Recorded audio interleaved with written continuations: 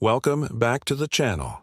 Today, we're diving deep into a story that sounds like it's straight out of a Hollywood movie, but it's very, very real. We're heading to the sun-drenched beaches of Pattaya, Thailand, a city known for its vibrant nightlife and beautiful coastlines.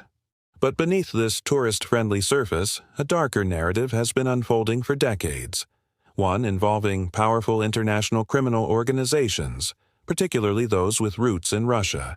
How did a slice of paradise become a playground for the Russian mafia?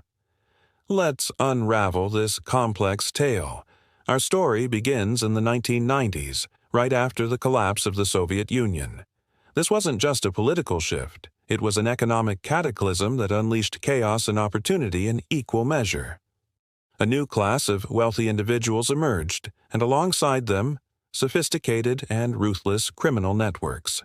They were looking for new territories, new markets, and places to launder their vast, illicit fortunes. Thailand, with its booming tourism industry, relaxed visa policies, and a developing but sometimes overwhelmed legal system, appeared to be the perfect destination. Pattaya, in particular, became a magnet. It was already a global hotspot attracting millions of tourists a year. For these emerging Russian syndicates, Pattaya wasn't just a vacation spot. It was a strategic base of operations. They weren't interested in small-time street crime. Their game was much bigger. They focused on high-end, lucrative sectors, luxury real estate, high-stakes finance, and controlling parts of the very tourism industry that made the city famous. Imagine this. You're a newly wealthy Russian looking to move money out of the country. You invest in a multi-million-dollar condominium project in Pattaya. The money, which might have come from illegal activities back home, is now cleaned, transformed into a legitimate asset, a beautiful property overlooking the Gulf of Thailand. This was the blueprint. These groups began pouring money into property development, buying up land and constructing hotels, villas, and condo towers. On the surface, it looked like a foreign investment, a boost for the local economy. But in reality, it was a way to anchor their financial power and establish a physical foothold. They didn't stop at real estate. The nightlife and entertainment sectors were another prime target.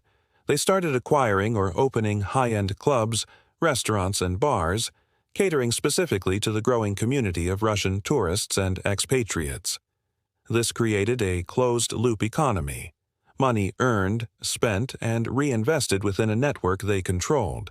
It also gave them venues to conduct their business away from prying eyes, places where deals could be made and alliances forged. Now, you might be wondering, how could they operate so openly? Well, it was a combination of clever tactics and intimidation. They were masters of presenting a legitimate front. They hired local staff, partnered with Thai businesses, and portrayed themselves as legitimate foreign investors. They brought money and jobs, which made it difficult for local authorities to intervene without disrupting the economy. They weren't thugs starting bar fights. They were sharp-suited businessmen who operated from boardrooms and luxury offices. But behind this facade of legitimacy lay a foundation of fear. Their reputation preceded them. Local business owners who found themselves in competition or in disagreement with these groups would often face pressure that was hard to resist. This wasn't always overt violence. It could be financial pressure, legal threats from high-powered attorneys, or the kind of intimidation that leaves no physical evidence but sends a clear message: don't get in our way. There have been numerous reports over the years of mysterious disappearances, unsolved crimes, and business disputes that ended very abruptly, with one party suddenly backing down.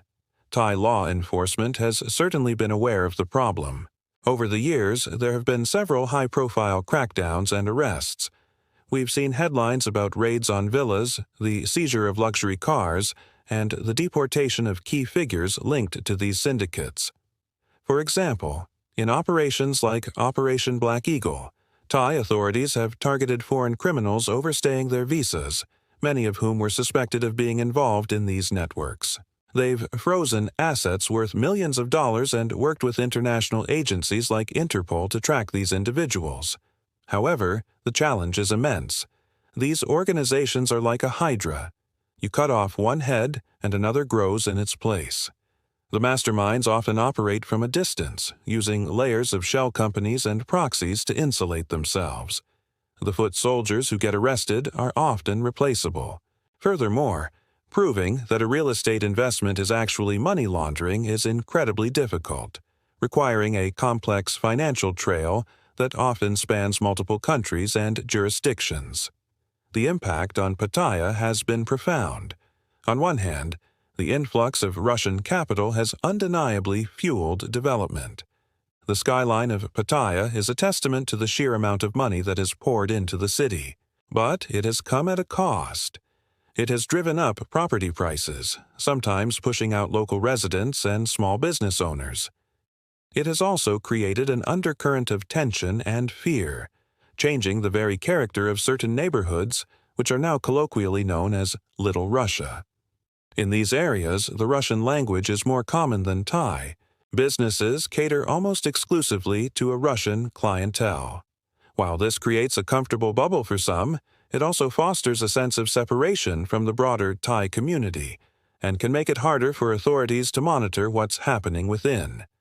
So, what does the future hold? The situation is constantly evolving. International pressure and more sophisticated efforts by Thai authorities have made it harder for these groups to operate with the same impunity they once did. Global events also play a huge role. Shifts in the Russian economy or politics can directly impact the flow of money and people into places like Pattaya.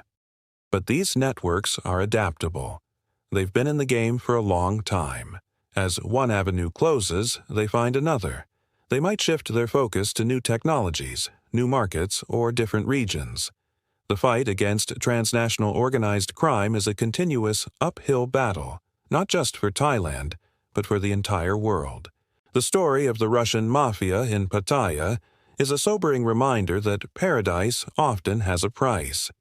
It's a complex interplay of globalization, economics, and crime, where the line between legitimate business and illicit enterprise can become dangerously blurred. It shows how a beautiful coastal city can become an unwilling stage for a global power play, fought not with armies, but with bank transfers, property deeds, and the silent threat of violence. Thank you so much for joining me on this deep dive. It's a complicated topic, and we've only scratched the surface. What are your thoughts on this? Let me know in the comments below. And if you found this video informative, please hit that like button, and don't forget to subscribe and turn on notifications so you don't miss our next investigation. Stay curious and stay safe.